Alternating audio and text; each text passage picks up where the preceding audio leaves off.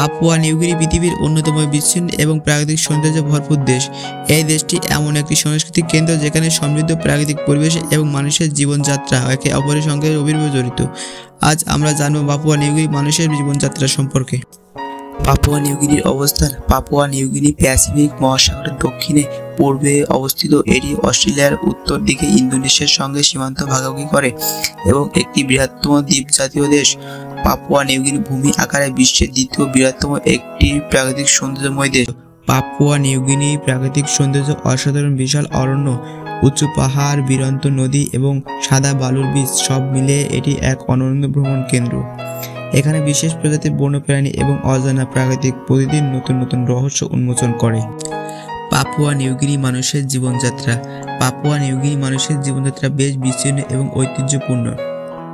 দেশের অনেক অঞ্চলে আধুনিক প্রযুক্তি ব্যাহতি না হলেও স্থানীয়রা তাদের প্রাকৃতিক পরিবেশের সঙ্গে মিলেমিশে থাকে।